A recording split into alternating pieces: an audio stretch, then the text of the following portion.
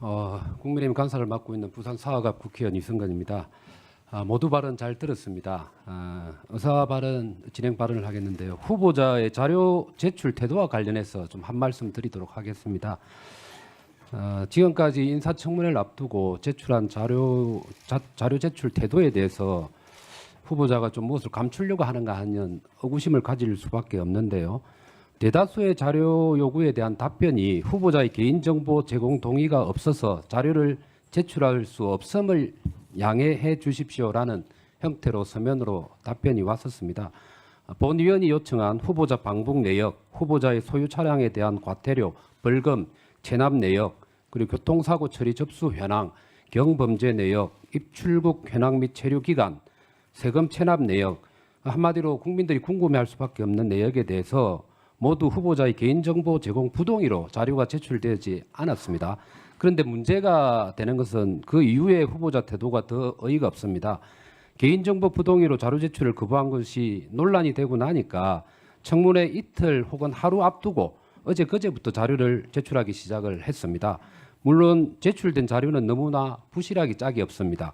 후보자 방북 내역 제출 거부를 저와 저 본 위원과 그리고 언론에서 문제를 삼은 17일 당일 날에 후보자는 겨우 한 장짜리 페이퍼를 제출했습니다. 후보자가 누락이었다고 해명한 것으로 알고 있습니다. 그런데 이건 명백한 거짓말로 저는 생각합니다.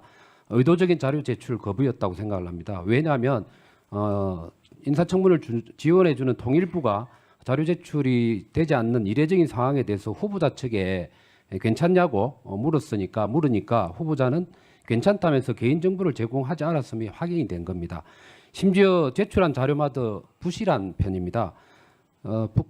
방북 관련된 자료를 요구했는데 언론에도 나왔던 2000년 6.15 남북 정상회담 특별 수행 자극의 방북은 빼버리고 제출이 되었습니다. 실수인지 알 수는 없습니다만 자료를 받는 위원회 입장에서는 상당히 부실한 자료 제출이라고 볼 수밖에 없습니다. 그리고 국민의힘 보좌진들이 부실한 자료 제출에 항의를 하니까 인사청문회 하루 전날인 어제 미제출한 자료 전부 다 아닌 일부만 또 제출한 걸로 알고 있습니다. 의도적으로 뭉개려다가 논란이 일어나니까 질끔질끔 제출하는 건 아닌지 의구심을 가질 수밖에 없고요. 그리고 또 인사청문회가 가까워져서야 그것도 야당이 강하게 항의를 하니까 마지못해서 부실하고 또 전부 다 아닌 일부만 제출하는 후보자의 모습은 누락이나 실수도 아닌 불순한 의도가 있는 게 아닌지 질문을 하지 않을 수밖에 없습니다. 또 후보자는 본인 스스로 자랑해온 대북 전문가 아닙니까? 그런데 서해 공무원 피격 사건 등 대북 이슈에 관한 입장을 물었는데 답변이 하나같이 관여하지 않아서 모른다. 이러한 소신을 물었는데 1분 도시. 1분만 좀. 그래. 마무리하시고. 그 일을 하지 않아서 답변을 못 한다는 게 말이 될 수가 없습니다.